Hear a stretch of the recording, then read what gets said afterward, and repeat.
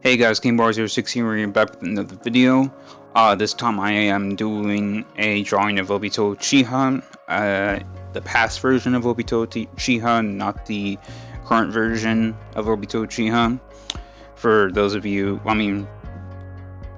those of you who don't know, I'd suggest tuning off this video because I will be talking about spoilers within the Naruto series, more specifically in Naruto Shippuden.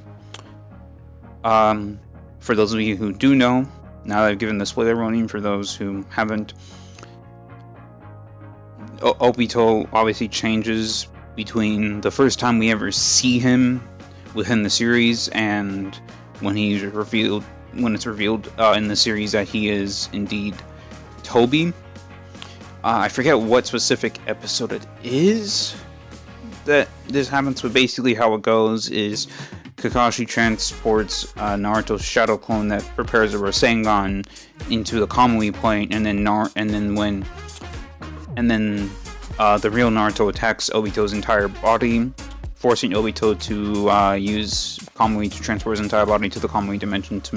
So the attack passes through him, or it looks like it passes through him, and then the Naruto in the Kamui dimension smashes his mask, and then there's this big reveal that it's Obito Uchiha. There's a flash of like memories of Obito, that go all the way back to when he first entered the academy, all the way to when he made his famous speech to Kakashi about those who abandon one of their friends are worse than scum. This isn't a very important thing because when Squad 7 passes the bell test, Kakashi makes this exact quote. Well, not exactly, but it's almost identical to what Obito says. He teaches Team 7 these words, so it's a very important lesson that Kakashi wants to teach to Squad 7, because he doesn't want the same tragedy to happen to Obito because the reason why that happened, at least from Kakashi's perspective, is because Kakashi and Obito weren't really comrades, and Kakashi prioritized the rules over saving a comrade's life, and that's because his father Sakumo made two choices, had two choices in the mission. Either he can prioritize the mission and sacrifice his comrades, or he can save his comrades and sacrifice the mission. Sakumo chose to save his comrades, however he was ridiculed by the entire village, even by the comrades whose lives he saved, and as a result of all the people in the Leaf I don't know what the word is. I wouldn't say alienate necessarily in this case. I'd say I guess hating and criticizing on Sakumo for this decision. He decided to commit suicide, and that affected Kakashi, because as a result Kakashi decided to be a stickler for the rules because he doesn't want the same thing to happen to him or those around him. So Obito and Kakashi have this confrontation because during the Battle of Kaname Bridge mission, Ring gets captured. Obito prioritizes rescuing Ring. Kakashi prioritizes the mission. That's where Obito says his famous quote that resonates with Kakashi, because in the next episode, Kakashi chronicles a boy's life in the battlefield part 2. I believe that's the name of the episode. It's episode 110, I believe, of the series. Or actually, no, it's 120, I believe. So if you want to rewatch it, I believe it's 119 and 120 that goes over this. And then there are flashbacks of this later on in the series, but if you want to see in detail, it's 119 to 120.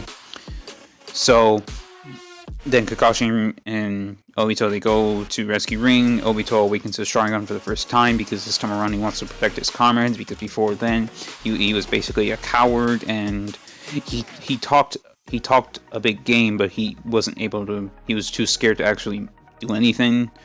So yeah. Now that's just a lot to explain Obito's past.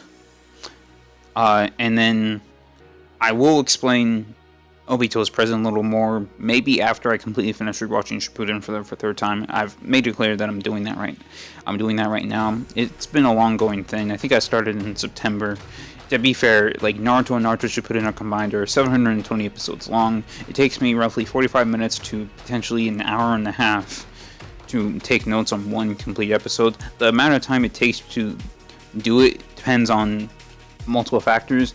But the major ones that are the major consistent ones are just the number of characters involved, because the way I take the notes, and I might link some of them in the description so you guys can see an example, but the way I do it for each episode is I list the characters to the best of my ability in chronological order by appearance.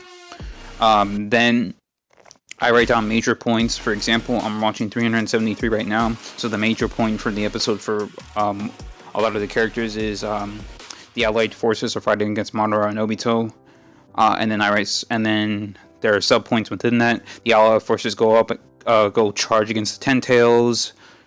Then there's the BS moment in which Useless claims that she's caught up to Naruto and Sasuke, which everyone knows that's complete bullshit. So yeah, there are subpoints within that, and I have a sort of a new method, because, for example, let's say, so like for the Sasuke and Danzo fight, whenever a character does a certain attack, let's say Sasuke does Fire Style Fireball Jutsu, I don't remember if he does it at all during that fight, I don't think he does, but let's just say he does, and then Danzo dodges it. The way I used to do it is I'd have, so the main bullet point would be Sasuke and Danzo are fighting, and then I'd have for Sasuke, for the section for Sasuke specifically, I put Sasuke uses Fireball Jutsu, and then I'd go down to Danzo, or go up depending on which order they appeared in the episode.